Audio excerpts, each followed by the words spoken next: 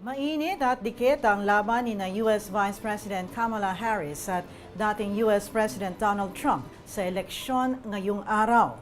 Nagsara na ang halalan sa 6 na states sa Amerika, kabilang na ang Georgia na isa sa 7 battleground states. Batay sa ilang pagsusuri, mananalo ang Republican bet na si Trump sa Kentucky at Indiana, habang lamang ang Democrat candidate na si Harris sa Vermont.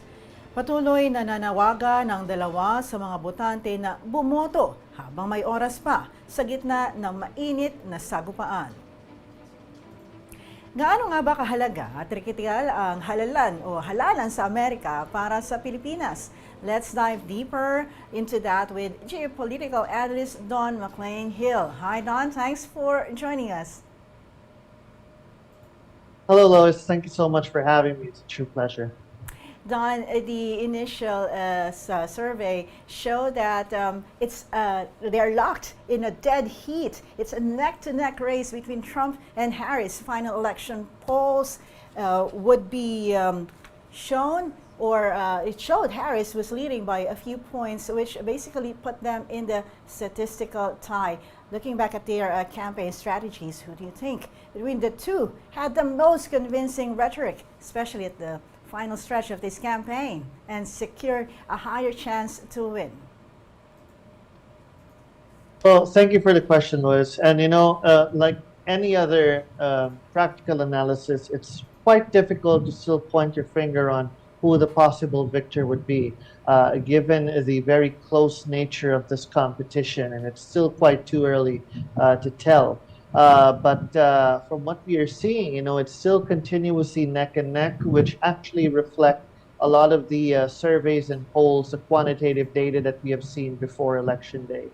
So again, I still feel that this could still be anyone's game. Sure.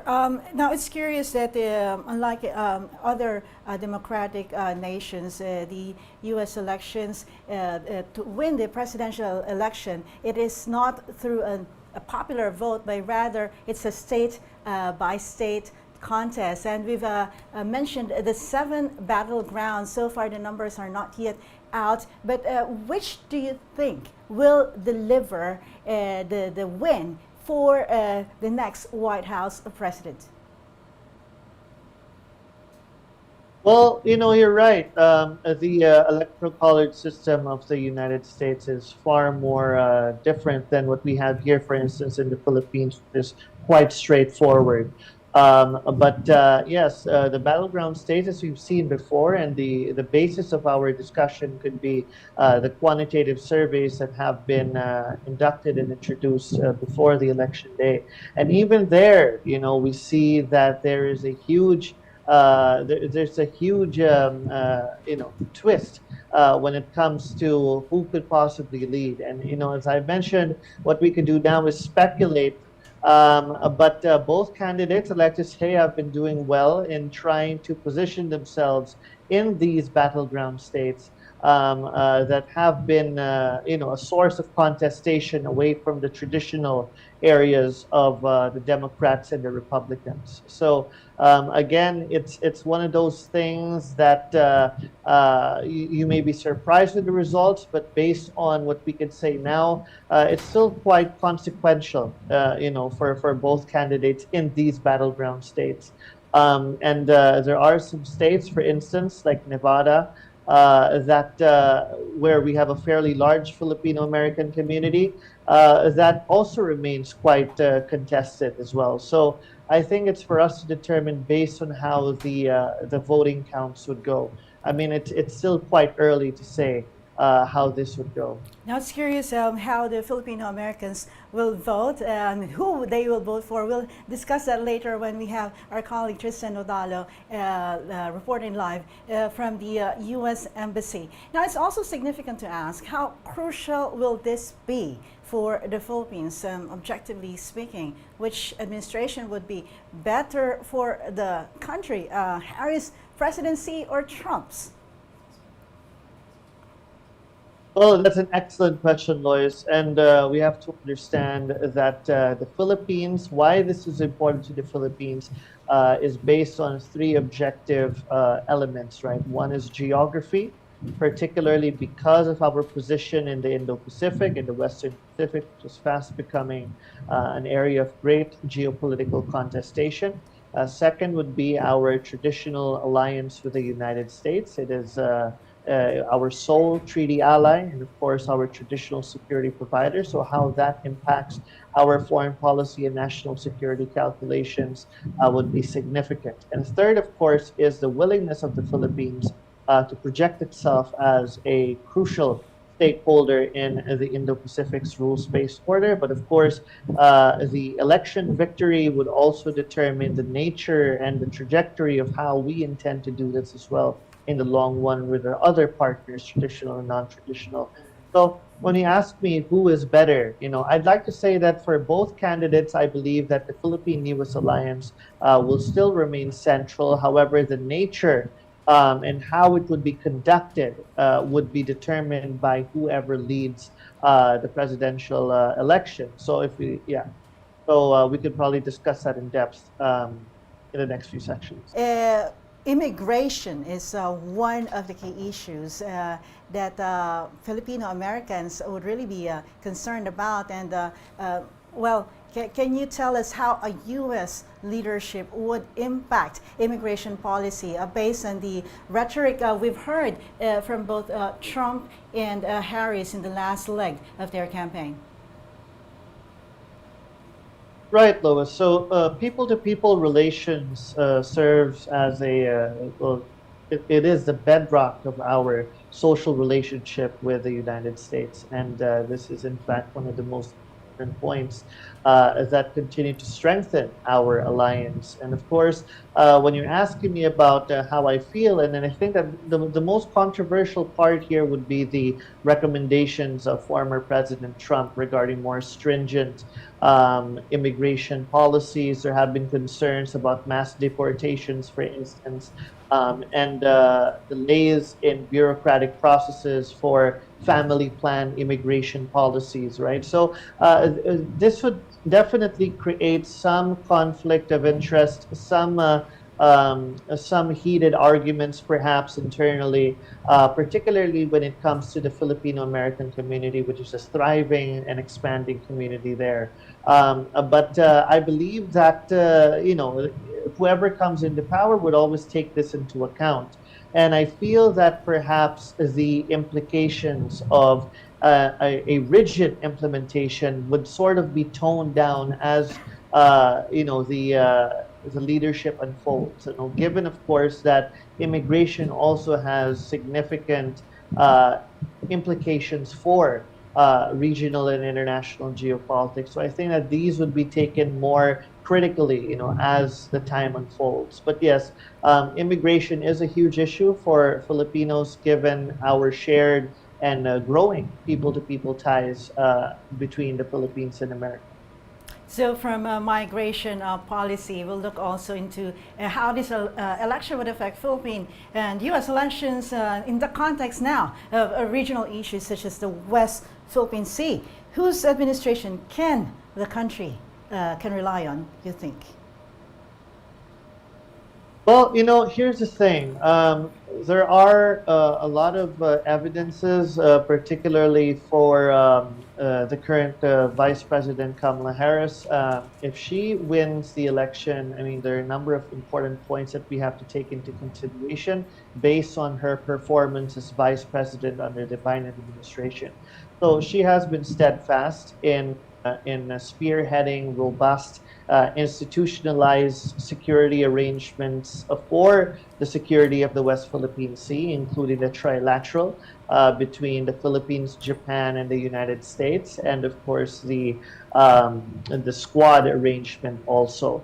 I believe that Vice President has also visited the West Philippine Sea, which is unprecedented for a U.S. Vice President. So that shows a great interest to really take part in the national position of the Philippines. And I think that was demonstrated as well with her positive rapport with President Marcos Jr.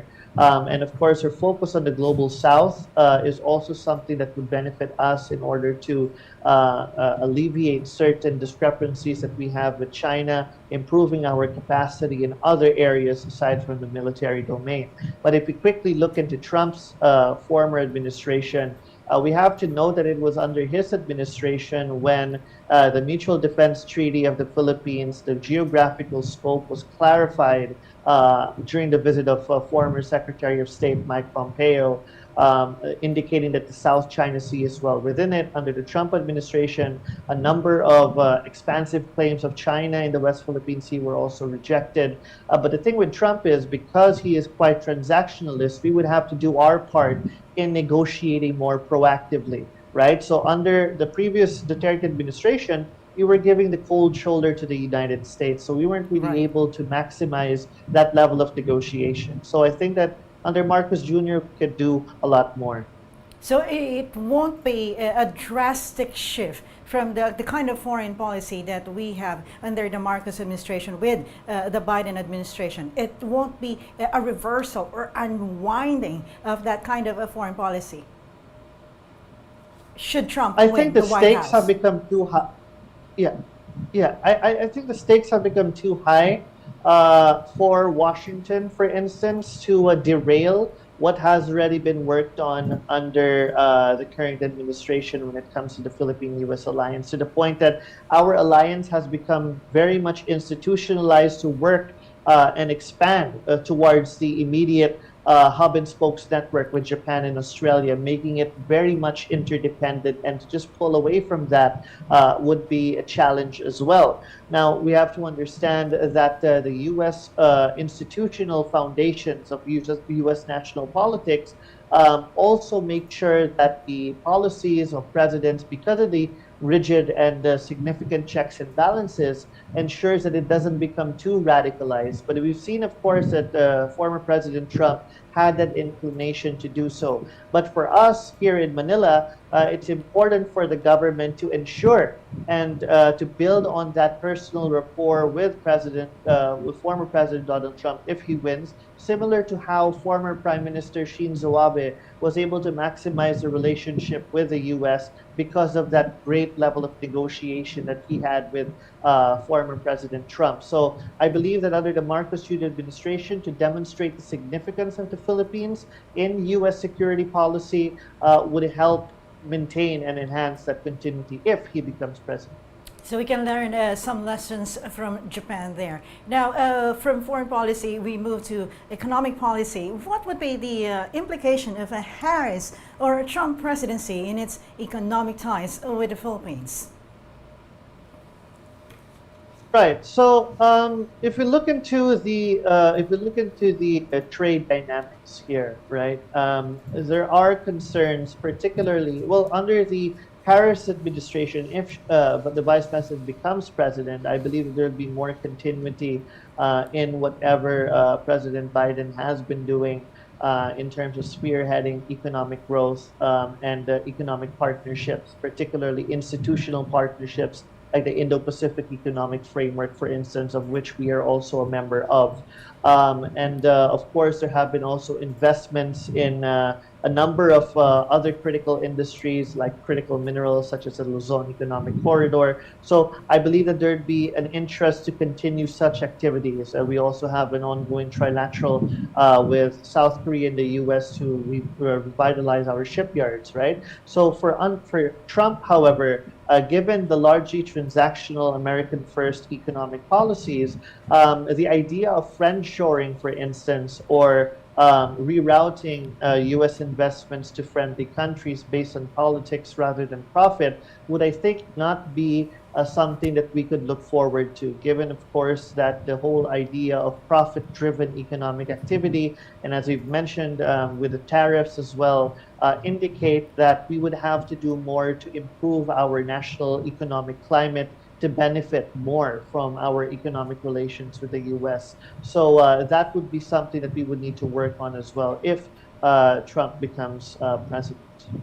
Now, before we wrap up, briefly now, how crucial are these elections for the other superpowers in the world, especially Beijing? Right. I mean, clearly everyone is watching, and especially Beijing.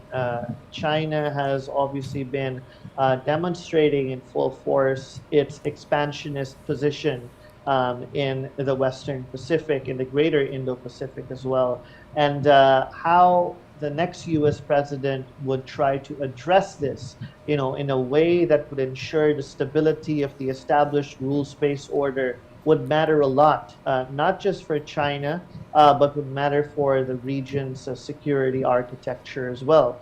Now, there have been concerns of whether the U.S. would be able to maintain its commitment in the long run. Well, I believe that as like the Philippine-U.S. alliance, the stakes have become too high for the U.S. to leave out on the Indo-Pacific region, given that it is one of the most consequential regions in the world today. And it was in fact because of a number of uh, uh, preoccupations that led China to become more emboldened in its position here. So I think that this would be definitely on the table. But again, Kamala Harris, for instance, focuses on the US-China competition at the center of her Indo-Pacific approach based on capacity building as well for like-minded partners. Trump wants to elevate the US preeminence in the Indo-Pacific, and of course, China is seen as a peer competitor. But we also look at the transactionalism. There are concerns perhaps that maybe a Trump administration could let go on some major issue areas if the US and China could come up with a good economic plan that would benefit the US. So these are some of the scenarios that could unfold, but definitely the US-China competition is here to stay. All right, thanks for joining us, Don Mclain Gill.